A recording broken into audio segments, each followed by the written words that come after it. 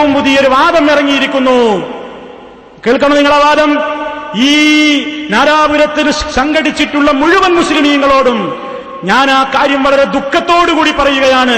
ഏറ്റവും പുതിയ അൽ ഇർഫാദ് മാസിക ദാ എന്റെ കയ്യിലിരിക്കുന്നത് ഈ മാസത്തെ മാസികയാണ്.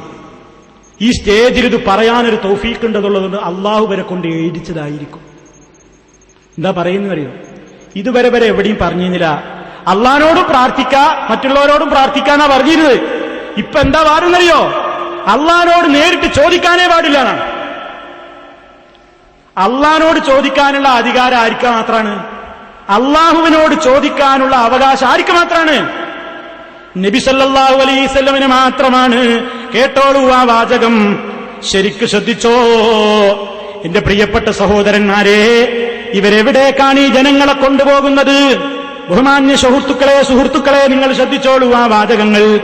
അൽ ഇർഫാദുകാരൻ എഴുതുകയാണ്, ശ്രദ്ധിച്ചോ. നമുക്ക് തിരുനബി സല്ലല്ലാഹു അലൈഹി വസല്ലമയോടല്ലാതെ ചോദിക്കാൻ അർഹതയില്ല. ഒന്നും കൂടി കേട്ടോ.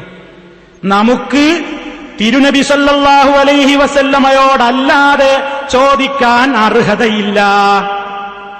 അള്ളാഹുവിനോട് ചോദിക്കാൻ റസൂലുള്ളാഹി സല്ലല്ലാഹു അലൈഹി വസല്ലമക്ക് മാത്രമേ അധികാരമുള്ളൂ. അള്ളാഹിനോട് ചോദിക്കാൻ നമുക്ക് അധികാരമില്ല. നമുക്ക് ആരോട് ചോദിക്കാൻ അധികാരമുള്ളൂ? റസൂൽ സല്ലല്ലാഹു അലൈഹി വസല്ലമിനോട്. എത്ര അപകടകരമായ വാദമാണ് സഹോദരന്മാരെ ഇത്. നിങ്ങൾ നോക്കൂ. എന്നിട്ട് പിന്നെ പറയുകയാണ്, കുറെ കഴിഞ്ഞിട്ട് പിന്നെ അതിൽ കാണാം, ആ നബി തങ്ങളെ മറികടന്ന് നേരിട്ട് നാഥനോട് ചോദിക്കാൻ നമ്മളാര്? നബി തങ്ങളെ മറികടന്നിട്ട് നേരിട്ട് അള്ളാഹിനോട് ചോദിക്കാൻ നമ്മളാര്? പിന്നെയും അതിൽ കാണാം, ലോകത്തെവിടെ നിന്ന് പ്രവാചകരെ വിളിച്ചാലും ഉത്തരം ലഭിക്കും. നബി തങ്ങൾക്ക് വരാനും കാണാനും ഉത്തരം നൽകാനും കഴിയില്ലെന്ന വാദം റബ്ബിന്റെ കഴിവിനെ ചോദ്യം ചെയ്യലാകുന്നു. അപ്പോ നബി തങ്ങൾ വരും, കാണും, ഉത്തരം നൽകുമെന്ന് വിശ്വസിക്കണം എന്ന് മാത്രമല്ല, നമ്മൾ ചോദിക്കുന്നത് ആരോട് മാത്രമേ ചോദിക്കാവൂ? അള്ളാഹിനോട് ചോദിക്കാൻ നമുക്ക് അധികാരമേ ഇല്ല. നമുക്ക് തിരുനബിയോടല്ലാതെ ചോദിക്കാൻ അർഹതയില്ല. നബി സല്ലല്ലാഹു അലൈഹി വസല്ലമയോടല്ലാതെ ചോദിക്കാൻ നമുക്ക് അർഹതയില്ല. അള്ളാഹിനോട് ചോദിക്കാൻ റസൂലുള്ളാഹി സല്ലല്ലാഹു അലൈഹി വസല്ലമക്ക് മാത്രമേ അധികാരമുള്ളൂ. അപ്പൊ സഹോദരന്മാരെ, തിരുത്തിക്കോ മുസ്ലിയാക്കന്മാരെ. നിങ്ങൾ വീടുകളിലുള്ള നിങ്ങളുടെ എല്ലാ ദുആയുടെ പുസ്തകങ്ങളും ചുട്ടുകരിച്ചോളൂ. കാരണം സർവ്വ ദുആന്റെ പുസ്തകങ്ങളിലും അള്ളാഹുവിനോടുള്ള പ്രാർത്ഥനയല്ലേ കാണുന്നത്. ഒരു മുസ്ലിം രാവിലെ എഴുന്നേറ്റ് രാത്രിയിൽ ഉറങ്ങുന്നതിന്റെ മുമ്പ് എത്രയോ ഘട്ടങ്ങളിൽ പ്രാർത്ഥിക്കേണ്ട പ്രാർത്ഥനകൾ വിശുദ്ധ ഖുർആനിലെ തന്നെ പ്രാർത്ഥനകൾ ഹദീസുകളിലും വന്നിട്ടില്ലേ? ധാരാളം പ്രാർത്ഥനകളില്ലേ? ആയിരക്കണക്കിന് പതിനായിരക്കണക്കിന് പ്രാർത്ഥനകൾ അല്ലാഹുമ്മ എന്നും റബ്ബന എന്നും റബ്ബി എന്നുമൊക്കെ വിളിച്ചുകൊണ്ട് അല്ലാഹുവിനോട് നേരിട്ട് പ്രാർത്ഥിക്കുന്ന ചോദിക്കുന്ന കാര്യങ്ങളൊക്കെ അതിനൊന്നും ഇനി നമുക്ക് പാടില്ല.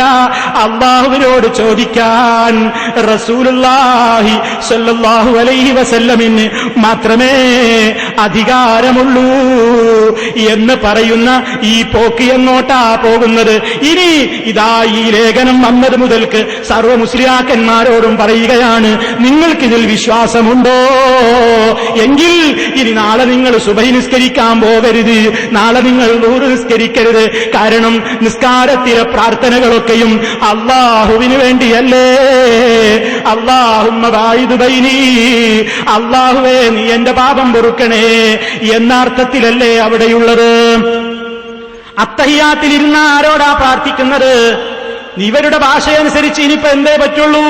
നിസ്കാരത്തിൽ പോയിരുന്നാൽ അസ്സലാമു അലൈക അയ്യുഹൻ നബിയൂ എന്ന് മാത്രം പറയാ. കാരണം അത് നബിനോടാണ് അവർ പറയുന്നത്. നബിയോട് പ്രാർത്ഥിക്കലാണ് പറയുന്നത്. അതിൽ നബി സല്ലല്ലാഹു അലൈഹി വസല്ലമയോട് ഒരു പ്രാർത്ഥനയും ഇല്ല. ഇനി വാദത്തിന് വേണ്ടി സമ്മതിച്ചാൽ ഇവർക്കിനി ആകെ നാളെ മുതൽ നിസ്കരിക്കാൻ പറ്റുന്നത് എങ്ങനെയാണ്? വുളു എടുത്ത് വരിക, ദുആ ഒന്നും ചൊല്ലാൻ പറ്റൂല. കാരണം വുളുവിന്റെ ശേഷമുള്ള ദുആ എന്താ? അല്ലാഹുമ്മ ജഅൽനി മിനത്ത് തവ്വാബീൻ,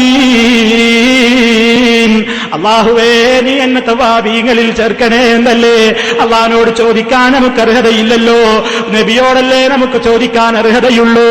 അള്ളാഹുവിനോട് ചോദിക്കാനുള്ള അർഹത റസൂലുള്ളാഹി സ്വല്ലല്ലാഹു അലൈഹി വസല്ലമിന് മാത്രമെന്നല്ലേ നിങ്ങളുടെ വാദം? അപ്പൊ സഹോദരന്മാരെ, ഈ വാദം അനുസരിച്ച് നിങ്ങളിനി എങ്ങനെ നിസ്കരിക്കും? നിങ്ങളിനി എങ്ങനെ ഖുർആൻ ഓതും? നിങ്ങളിനി എങ്ങനെ നിത്യജീവിതത്തിലെ പ്രാർത്ഥനകൾ പറയും? നിങ്ങളിനി എങ്ങനെ ഓരോ പ്രാർത്ഥനകളും പറയും? കാരണം സർവ പ്രാർത്ഥനകളും റബ്ബനാ റബ്ബനാ അല്ലാഹുമ്മ റബ്ബി എന്നൊക്കെ വിളിച്ച് അള്ളാഹുവിനോടല്ലേ വിളിച്ചു പ്രാർത്ഥിക്കുന്നത്. നിങ്ങളുടെ വാചകം എത്ര ഗുരുതരമാണ് ഒന്നുകൂടി കേട്ടോളൂ സഹോദരന്മാരെ. ആ വാചകം നിങ്ങളുടെ മനസ്സിൽ പഠിച്ചു വെച്ചോളൂ. നമുക്ക് തിരുനബി സല്ലല്ലാഹു അലൈഹി വസല്ലമയോടല്ലാതെ ചോദിക്കാൻ അർഹതയില്ല. നബിയോടല്ലാതെ ചോദിക്കാൻ അർഹതയില്ല. അള്ളാഹുവിനോട് ചോദിക്കേണ്ടത് നമ്മളല്ല, അള്ളാഹുവിനോട് ചോദിക്കാൻ റസൂലുള്ളാഹി സ്വല്ലല്ലാഹു അലൈഹി വസല്ലമക്ക് മാത്രമേ അധികാരമുള്ളൂ. നബിയോട് നേരിട്ട് ചോദിക്കാനേ അധികാരമുള്ളൂ നമുക്ക്. അള്ളാഹിനോട് നേരിട്ട് ചോദിക്കാനേ അധികാരമില്ല. എത്ര അപകടകരമായ വാദമാണ്! ചോദിക്കണം. നിങ്ങൾ ഇതുവരെ ഇത് പറഞ്ഞിട്ടില്ലല്ലോ. നിങ്ങൾ ഇതുവരെ പറഞ്ഞതെന്താണ്? അള്ളാഹിനോടും പ്രാർത്ഥിക്കാം, മഹാത്മാക്കളോടും ചോദിക്കാനല്ലേ. ഇപ്പൊ നിങ്ങൾ അബൂജഹലിനെയും കടത്തിവെട്ടിയോ, സർവ മുശ്രിക്കീങ്ങളെയും കടത്തിവെട്ടിയോ. അബൂജഹിൽ പോലും മുശ്രിക്കുകൾ പോലും കടയിൽ വെച്ചുകൊണ്ട് ആപത്ത് നേരിടുമ്പോ അള്ളാഹുവിനെ അവർ വിളിച്ചു പ്രാർത്ഥിച്ചു എന്നല്ലേ. നിങ്ങളിപ്പോ പറയുന്നത് എന്താണ്? അള്ളാഹിനോട് ചോദിക്കാൻ നമുക്ക് അർഹതയേയില്ല. അള്ളാഹുവിനോട് ചോദിക്കാൻ നബി സല്ലല്ലാഹു അലൈഹി വസല്ലമക്കേ അധികാരമുള്ളൂ എന്നല്ലേ. അത് നിങ്ങൾ നാളെ മുതൽ നടപ്പിൽ വരുത്തുമോ? ചോദിക്കണം. നിങ്ങൾ ഈ നദാപുരത്ത് വന്നുകൊണ്ട് തന്നെ ഈ കാര്യം നിങ്ങൾക്ക് കേൾക്കാനായില്ലേ സഹോദരന്മാരെ? എത്ര അപകടത്തിലേക്കാ ഇവർ ജനങ്ങളെ കൊണ്ടുപോകുന്നത്!